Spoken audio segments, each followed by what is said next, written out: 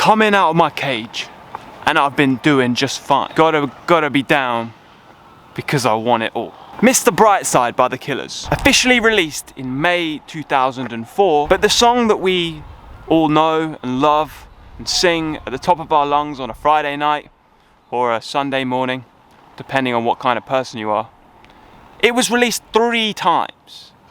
And it was only on the 3rd release that it became the chart-topping song that has actually been in the singles charts for over 20 years, which is why it holds a world record. Something worth thinking about when it comes to releasing music as an originals artist. It's freaking really hot today. Woo! Coming out of my cage and I've been doing just fine.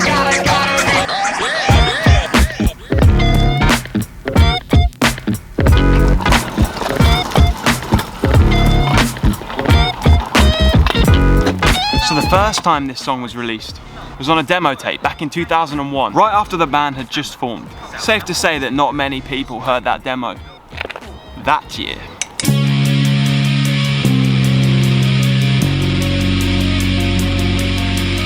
It was in 2003 that they got signed to a British label and they put out the song for the 2nd time. This time it even got airplay on Radio 1. But this would not be the successful release for this particular piece of music. Woo.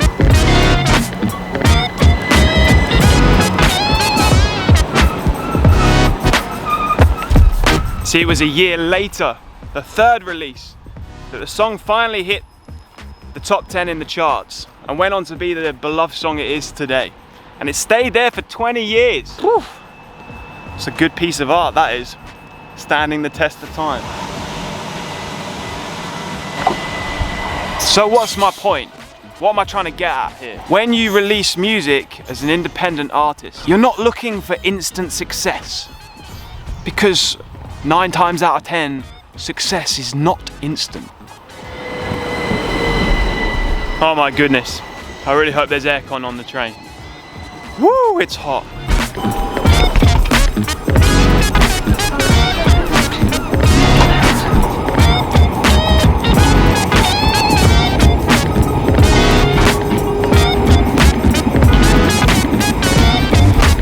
It doesn't matter if your song doesn't get 1,000 streams in the first week of its release. It doesn't matter if your music video doesn't go viral. It doesn't even matter if nobody listens to your song for a year, for 2 years. You might have even already released your most successful piece of work. It isn't about the instant gratification. It's about playing the long game.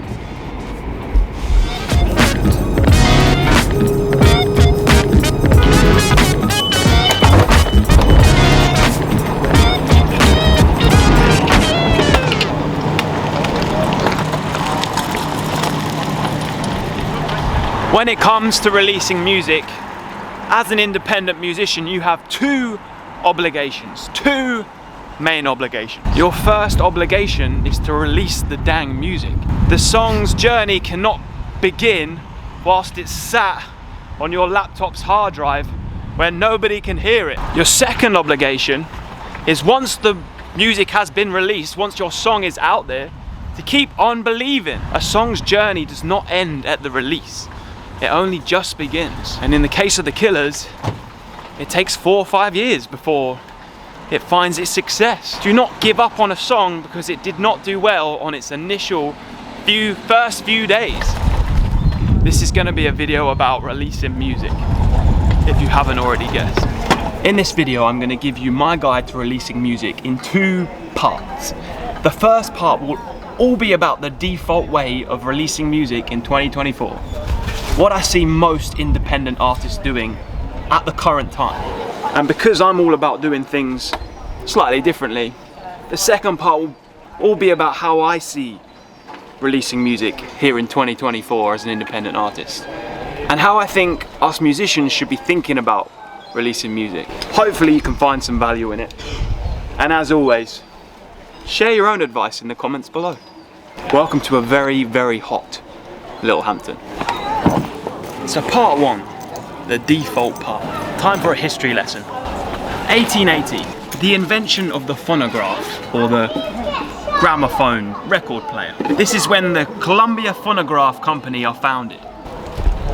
The first ever LP, or long play, what we now call an album, is said to be The Sound of Frank Sinatra, released back in 1948 on Columbia Records, who were originally the Columbia Phonograph Record Company. That's less than 80 years ago. A human lifespan. About 20 years later, we get the invention of the cassette tape and the commercialization of selling music on that. What's that, 60 years ago? Not very long. Then in the 1980s, we get the release of the CD-ROM, and that's how we listened to music back then. So, what's that, 40 years ago? Not very long. Then comes the invention of the internet, an MP3 file, which takes the world by storm in the late 1990s, early 2000s. And then streaming happens in 2012. And that kind of changes everything. What's that, 12 years ago? That really isn't very long.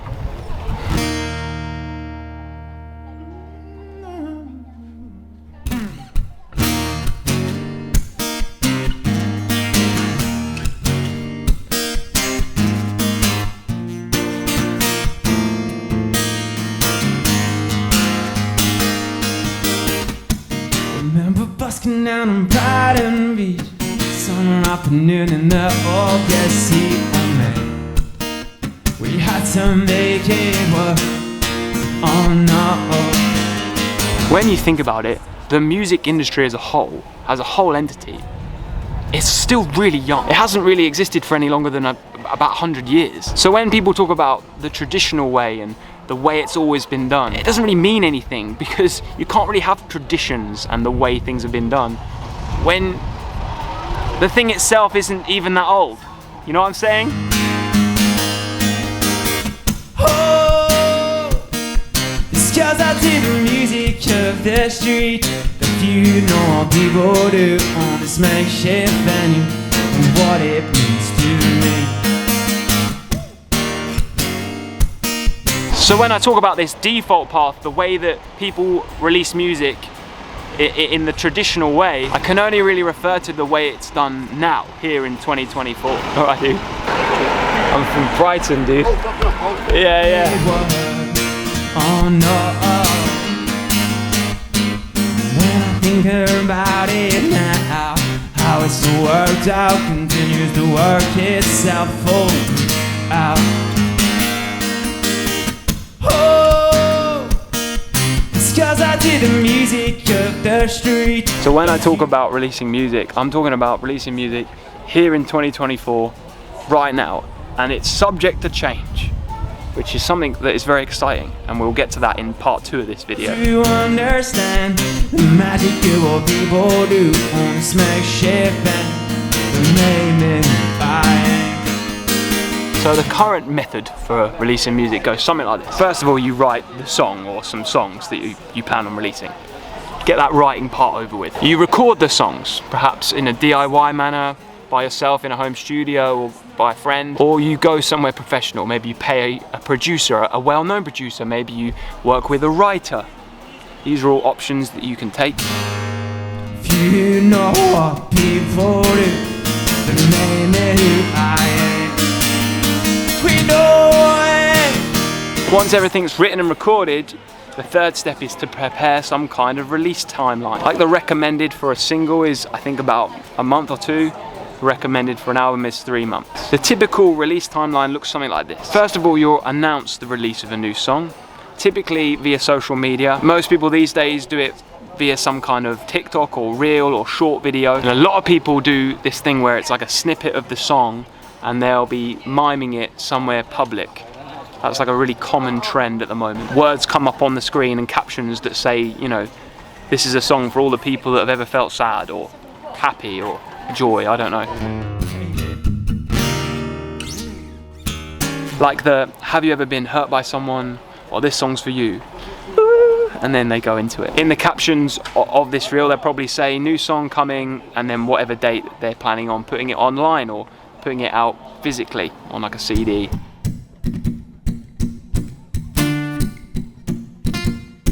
I think I lost my rhythm. I think I lost my groove. I think I lost the melody. I'm singing out at you. Keep falling out of time. I keep running out of rhymes. I keep falling out with you. I think we lost our... Along the release timeline, they'll probably post anywhere between 3 and 20 of these kind of promo videos, each time reiterating the announcement of this single, this big day. They might link the Spotify pre-save link, which is set up so that Spotify can see that there are, you know, a number of people awaiting your single, and this supposedly helps you get on playlists and things like this, which is the next step that they'll probably do, is pitch it to some playlisters. You can do this by messaging them on Instagram. Some people pay for this to happen. Another way you can do it is like directly via Spotify and Apple Music. I think there's an option when you log in as an artist on these platforms. I've never actually done it. I've never got onto a playlist. My old band did, but I think that was like, I don't know, it was out of my control. I don't know how that worked. Used to tap it through my toes. I used to have the energy to sing all of that notes. Now I can't sing the tune that I wanna sing to you. I can't remember how it goes. And then when the release date comes, you just plaster it over social media, tell everybody to go and listen. Hopefully your fans and followers and subscribers post lots about your song and evangelize your marketing somewhat for you. And that's that, that's the release. A lot of artists then stop there and they just move on to the next song, which, as in the case with the Killers, isn't really ideal. It kind of kills the art just as the art's getting started, if you know what I mean.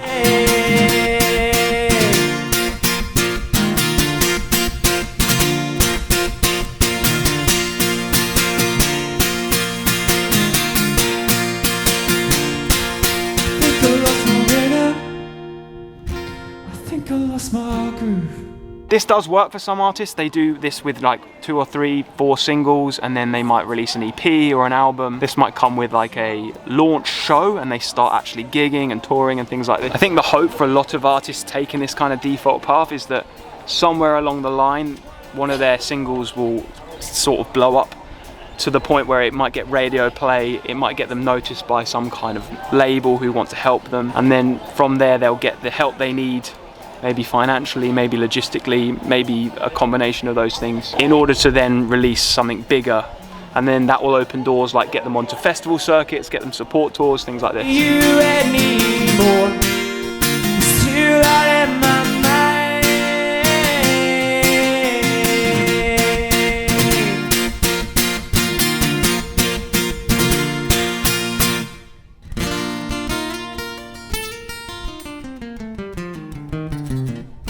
Now this isn't by any means accurate, and it doesn't apply to any one artist that is taking this path. It's just kind of a generalization of what I've seen lots of artists doing at the current moment.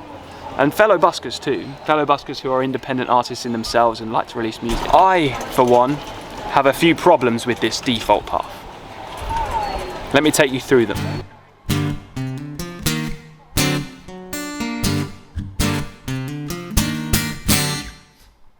Every step of the dance. You do the waltz, I'll do the cha-cha now. Here are the problems that I see time and time again with people who are taking this kind of default 2024 default path to releasing music. The biggest problem is the one I've just outlined. Most artists that do this, they give up once the song's kind of released. If it hasn't been an instant success, they deem it a failure and they're straight on with their next single. They don't give the song time to go on its journey, to be discovered. If your song doesn't do well instantaneously, it doesn't mean it's failed. It just needs its time. And some songs take years, as in the case of the Killers. So put on your favorite pair of shoes. Show everybody all of your moves. Oh, a little longer. The second problem I see in the default path, oh wow, look at that, is that artists aren't taking accountability for their own success. You know, in the case of most, it's looking for a major label to sign them up or a manager to sign them up, and suddenly the floodgates are open and the world is theirs. but that's just not the way it works. I don't even think it's the way you want it to work, because to really have success in something, you kind of need to own your own success. If you want full creative control, if you want to be able to have the say, even if you want your finances to be in order, having a major label or management or some kind of figure above you, it takes all those things away. It takes away your control. And for most musicians and artists, that isn't what you want. It's why you get so many artists who are in that position complaining about it, you know?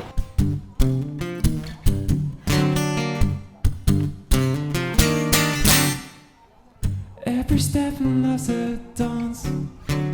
You do the waltz, I do the cha-cha now. You shouldn't be releasing songs in the hopes that someone's going to come and save you. You should be releasing songs with the idea that nobody's coming to save you, and therefore you're going to own your own success. You're going to keep hold of the reins no matter what. Do the dance, no, no, no. So let's talk about part 2. I'm going to call this the way of the wild. The way of the wild people. How the wild people release music. Or I think they should, at least.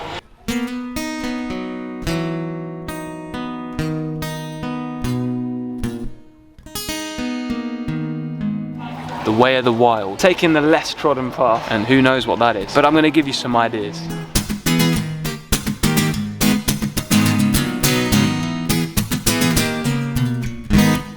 Here's a quote from Bozoma St. John, who is literally the ex-marketing chief of Apple Music. We spend too much time complaining about the way things are and forget that we have the power to change anything and everything. When it comes to releasing music, this couldn't be more true, especially nowadays with the access to the online world like we have. When it comes to releasing your music, the first thing I think that you need to read, and I've said this before in another video, is Kevin Kelly's 1000 True Fans essay. You can read it for free online, it's pretty short, but the premise of the essay is that anybody can make a living doing whatever they want if they can acquire 1000 true fans. So I will ride the wave on Miss Babe or jump into the sea, yeah.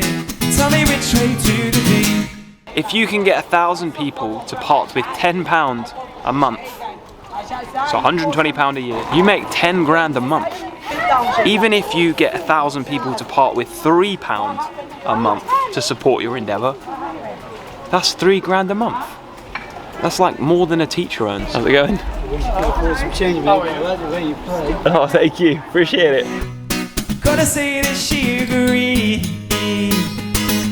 She can see exactly what I mean, she said. When it comes to releasing music, if you can find a way to acquire 1,000 true fans, then you can make a living releasing music. It means you can bypass the whole record label thing, the whole waiting for someone to save you. It means you can kind of own your own autonomy. The point is you can have complete control over what it is you're doing, creative control, logistic control, everything. And there is nothing better than when something you created really affects someone. It beats every 1,000 plays you get on that song by some random people because it's on a playlist. Man, I need to get away. Oh, she said, tell me which way to the beach now. The second reference I think you should look up, and I've mentioned this book so many times, that's Austin Kleon's Show Your Work. This goes back to something I said right at the start of this video about how no one's going to hear your song if it's stuck on your laptop hard drive, if you're not putting it out there, if you're not playing it live as well. You have to start showing your work, and that doesn't stop when the song's released. It doesn't stop when you finally put it on Spotify or Apple Music, or upload it to your website, or release it on a CD or a USB drive. You've got to keep promoting that song, especially if you believe in it. You've got to keep showing your work, keep showing up, keep promoting.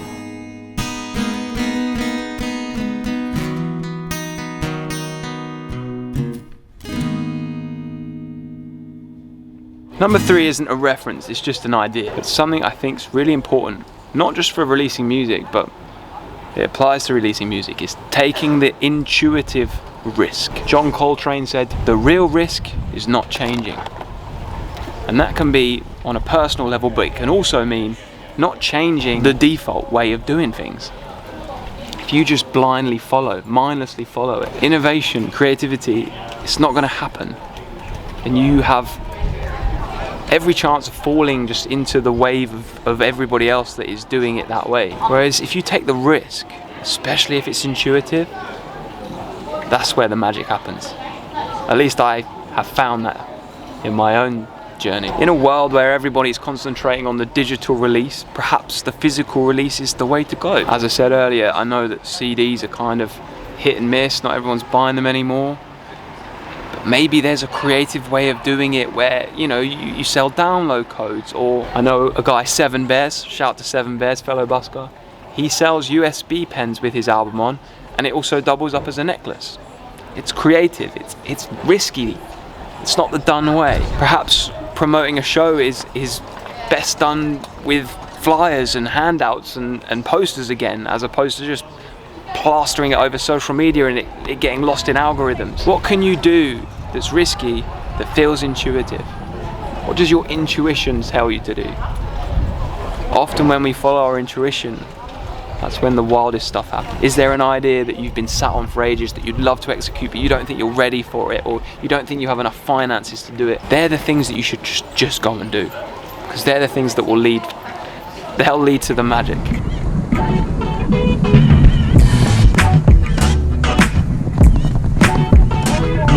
I'm going to group the last 2 points together, and that is to think big and play to your strength. Let me explain this whilst we locate the train station. Woo, it's hot today.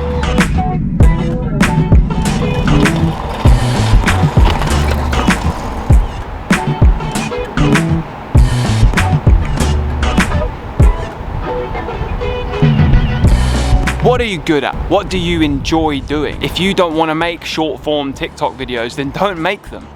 That's not playing to your strength. Maybe you love painting and you could make your artwork part of the album release, part of your album cover, part of the artwork that goes with everything. Maybe your music video is a time lapse of you painting the artwork. Maybe you love a certain movie and you can theme the whole release around that movie or that director that you love. Each person has a unique set of experiences that no one else has, and your creative work is a way of expressing and showing those unique experiences. And by doing that, that's how you connect with people. Doing something you know you can do well always plays a key role in success, in the success of something, however you decide to define success. And like I said, think big. Those ambitions that you have, those ambitious tasks, those ambitious creative ideas, this is the time to execute them, because releasing creative work, it's a big deal. It's a freaking big deal, man. This is my train, so I'm gonna hand you over to Future Me. Not only is Future Me gonna conclude the video, I'm also gonna let you in on my current plan for releasing my album, which still feels crazy to say. Still don't feel comfortable with that word. All right, over to Future Me. Open up my eager eyes, yeah. Summer's the right side, yeah.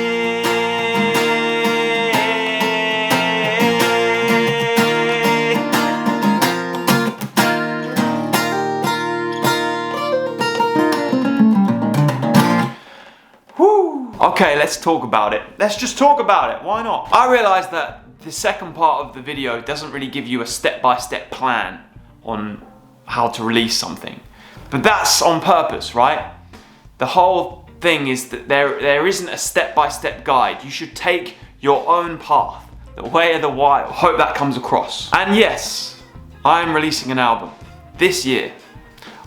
I can't give you an exact date yet, but I would imagine sometime around November. I will continually update you as time goes on, taking inspiration from The Killers and Mr. Brightside and the many other songs where the case is that it gets released and then years later it becomes a real success. I'm releasing this album with no expectations of it being an instant success. I'm not looking for it to go viral. I'm not looking for it to blow up and get me to Wembley by this time next year. I'm very much going into this with the idea that I just want to release a body of work to give to the folks that care, the quote-unquote 1,000 true fans. I don't think there's 1,000 of you yet, but there's definitely a few of you out there. The whole reason I'm doing an album in the first place is because a couple of people requested it. The typical thing, as said earlier in the video, is to release a few singles and then maybe an EP, or just continuously release singles hoping that they kind of get bigger and bigger. But